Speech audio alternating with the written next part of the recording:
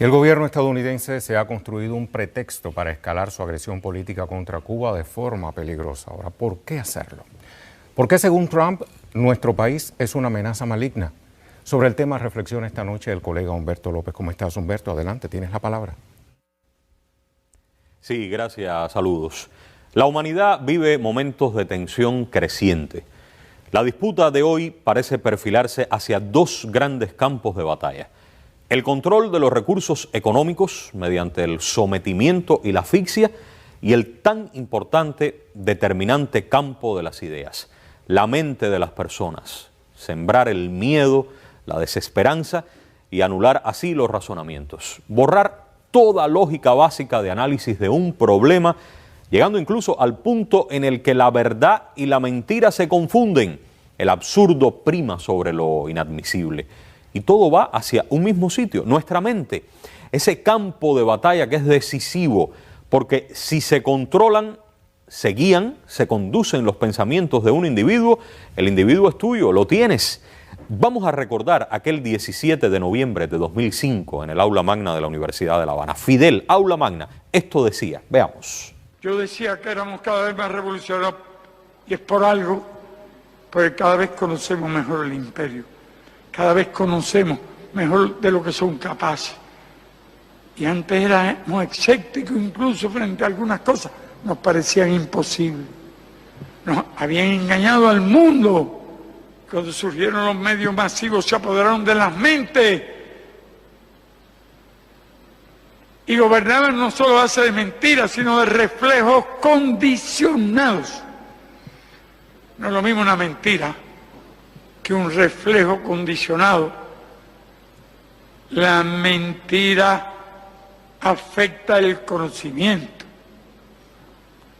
El reflejo condicionado afecta la capacidad de pensar.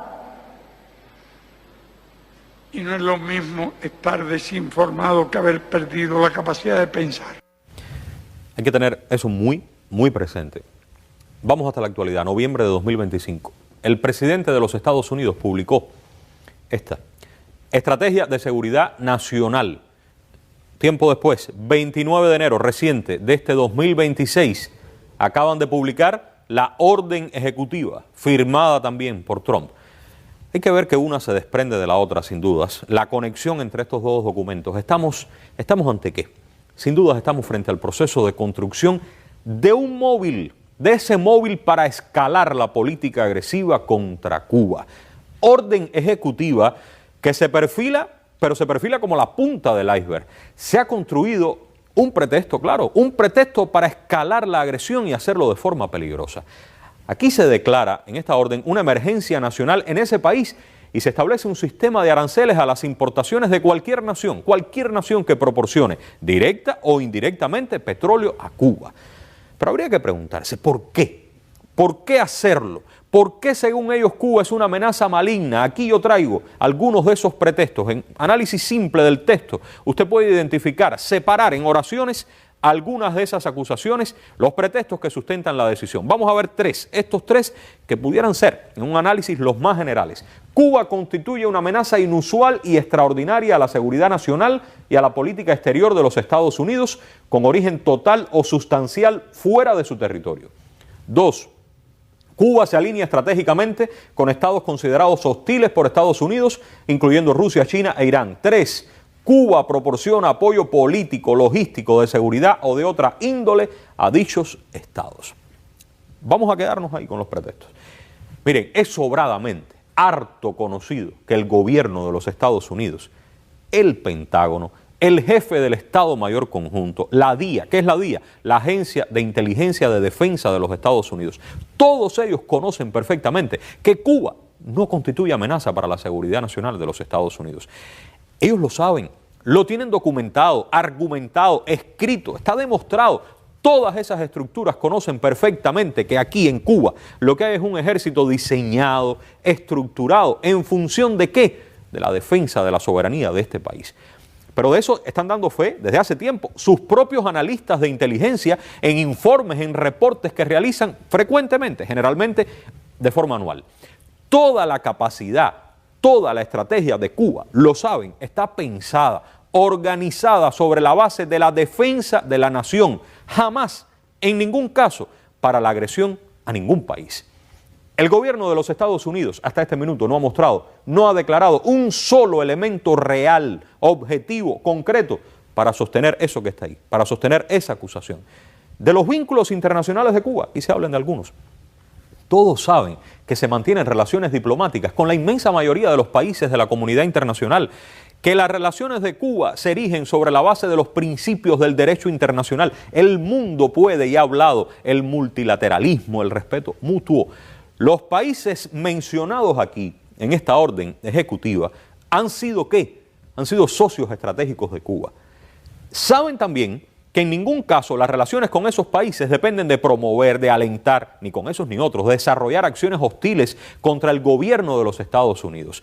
Las relaciones de Cuba se fundamentan en la solidaridad, en intereses comunes, en intereses comerciales, en la colaboración científica, académica. En ningún caso, lo saben en los Estados Unidos, ni carrera armamentística, ni armas de destrucción masiva. Miren, bastante tecnología, sobrados aviones espías, sistemas de penetración tienen en organizaciones del mundo entero para obtener pruebas reales, pruebas contundentes que demuestren esas acusaciones. De tener un solo elemento real sobre ese tipo de imputación, ¿por qué no lo utilizan? Deberían mostrar las pruebas. Claro, para mostrar las pruebas hay que tenerlas. Mienten burdamente. Lo que sí existe en Cuba es un territorio ilegalmente ocupado por Estados Unidos, donde han mantenido a personas privadas de libertad, en no pocos casos violando sus más elementales derechos, esos derechos que dicen proteger y preservar para otros pueblos del mundo. ¿Qué país puede decir que Cuba participa o ha participado en planes desestabilizadores contra sus gobiernos? El presidente Trump, esto es muy importante, los funcionarios de su administración que tienen esta posición agresiva, ellos no son equivalentes a hablar del gobierno de los Estados Unidos, no lo son. ¿Saben por qué? Porque dentro de ese propio gobierno existen posiciones contrarias a esta política. Existen posturas serias, posturas fundadas, que no comparten esa visión hostil, esa visión absurda y criminal contra Cuba. Lo debe tener claro la comunidad cubana allí en los Estados Unidos, la comunidad internacional, los organismos internacionales. Se trata de exterminio, se trata de genocidio.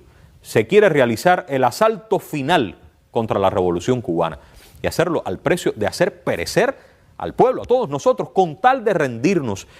En estos días yo he escuchado parafrasear a Gandhi. La guerra económica, decía algo así, no es mejor, la guerra económica no es mejor que un conflicto armado. Una guerra económica, esto que está aquí, es tortura prolongada. Sus estragos no son menos terribles. Más que nunca hoy cobra vida nuevamente el memorándum de Lester Mallory. La fórmula es que sigue siendo exactamente la misma. Claro, como decía el memorándum, claro que tienen que crear pretextos. A pesar de tantas campañas, de tanto odio, por ejemplo, miles de médicos se mantienen en decenas de países, muchos de los cuales se sostienen por la solidaridad y con entera disposición de Cuba, en muchos casos, en no pocos países, sin que medien ningún pago. Cuba no promueve ninguna agenda contra el gobierno de los Estados Unidos. En Cuba no se persiguen opositores políticos. En Cuba existen personas que cometen delitos contra la seguridad del Estado y otros delitos comunes, como en cualquier país. Ya que estamos preguntando, ¿qué pasa hoy en Minneapolis? ¿Quién mató a Martin Luther King? ¿Quién mató a Malcolm X? ¿Quién asesinó a Kennedy? ¿Qué fueron? ¿Qué fue todo eso? ¿No fueron asesinatos para impedir caminos o rumbos contrarios a los intereses, llamemos las cosas por su nombre, a los intereses del Estado profundo, o como se le dijo también, del denominado gobierno invisible? Esos fueron opositores políticos de alguien. Estados Unidos los permite de verdad. Pero no, el pretexto es acusar a Cuba. A Cuba, que desde 1959, con todos los problemas que tenemos, ¿cuántas veces este pueblo ha sometido a escrutinio su sistema político? La forma de organizarnos, de organizar el gobierno aquí.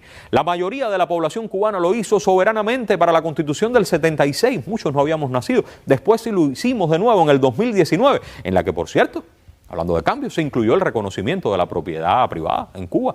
Pero desde el sexto Congreso del Partido Comunista se viene consolidando un proceso de cambios, de transformaciones, para las cuales el principal obstáculo sigue siendo la política de asfixia del gobierno de los Estados Unidos. En múltiples oportunidades, el propio comandante en jefe, el general de ejército, el presidente Díaz-Canel han dicho una y otra vez la voluntad de Cuba, lo han expresado, de dialogar, de conversar con el gobierno de los Estados Unidos.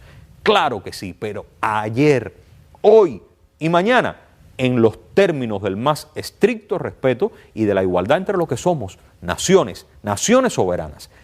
Esas posturas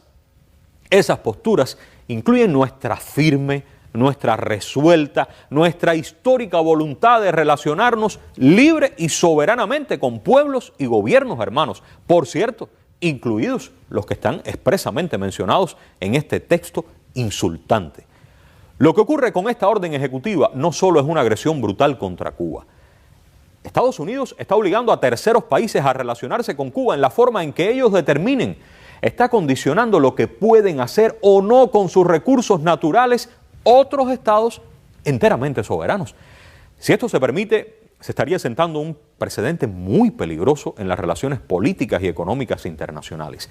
No olvidemos estas palabras: exterminio, genocidio, aniquilación. ¿Cuántos niños, por ejemplo, hoy están hospitalizados en Cuba? ¿Cuántos ancianos? ¿Cuántos enfermos de cáncer hoy están esperando de un medicamento o del tratamiento con un equipo que impiden comprar o que está roto? Está roto porque no se puede adquirir una pieza si la pieza guarda relación, ustedes saben, con cualquier empresa norteamericana. ¿Cuántos salones de operaciones detendrían sus servicios? Servicios ya muy limitados. ¿Cuánto combustible se necesita para generar la energía eléctrica que demandan los hospitales en Cuba? Es masacre, es matanza, repito la palabra, esto es exterminio. A estas alturas, tanto en Cuba como en el exterior, ¿a quién le caben dudas de que las penurias, las carencias, las fuertes limitaciones materiales que padecemos en Cuba se deben en primerísimo lugar a la política agresiva de los Estados Unidos, que esta orden ejecutiva ahora pretende reforzar, consolidar? Vamos a ver, por si quedan dudas. Miren, esto es muy fresco, vamos a ver esto, adelante. También estamos pidiendo el fin de las remesas a Cuba porque esto va a parar a los bolsillos del régimen. Ese régimen es un cáncer y la forma de curar el cáncer, a veces la cura es dolorosa, pero al final el paciente sobrevive. Cura dolorosa, ¿no? A nosotros nos quedan reservas políticas, creativas, materiales para afrontar este reto. Claro que es difícil, pero es posible afrontarlo. Cuba sigue siendo, a pesar de todo eso, un país estable y un país seguro si usted lo compara con cualquier nación de la región, a pesar de todo, y la voluntad intacta de mantener la equidad y la justicia social como esos principios fundantes de nuestro proceso. Hoy no es solo decisivo, no, es que es justamente en la mente nuestra, vuelvo a la idea del inicio, donde se gana o se pierde la batalla. Si no nos creemos, si no estamos convencidos de que vamos a vencer, de que tenemos y que podemos hacerlo, no va a ocurrir. Fácil no va a ser, no, nunca lo ha sido. Por cierto, el camino de la rendición, para esos pocos que la contemplan, algunos que la contemplan, rendirse tampoco es fácil. Es que cuando tú te rindes, difícilmente a la larga, a veces a la corta, difícilmente eres feliz. Con toda seguridad tú vas a ser humillado, pisoteado, ignorado. Y todo eso, tal vez para empezar, después pudiera ser mucho peor. Hoy, como en uno de los tristes pasajes de nuestra historia, algunos pocos buscan ser herederos de aquel zanjón. Sobran los tristes ejemplos, sobran las lamentables historias del sufrimiento de los que se equivocan. Y voy a terminar con esto por ahora. Una de esas funcionarias que hoy se desgarra las vestiduras pidiendo la asfixia de este pueblo, hace algunos años, amablemente, conversaba en entrevista con el comandante en jefe y pensando que ganaría galardones para sí misma, la entonces joven periodista María Elvira Salazar le regaló al gigante la posibilidad de responderle y que quedara para la historia. ¿Cuál usted considera que es su peor enemigo?, le dijo la periodista al comandante. Mi peor enemigo, le dijo Fidel. Yo creo que no tengo enemigos peores, porque creo que todos los enemigos se pueden vencer. ¿Cuál usted considera que es su peor enemigo? Mi peor enemigo. Yo creo que no tengo enemigos peores, porque creo que todos los enemigos se pueden vencer.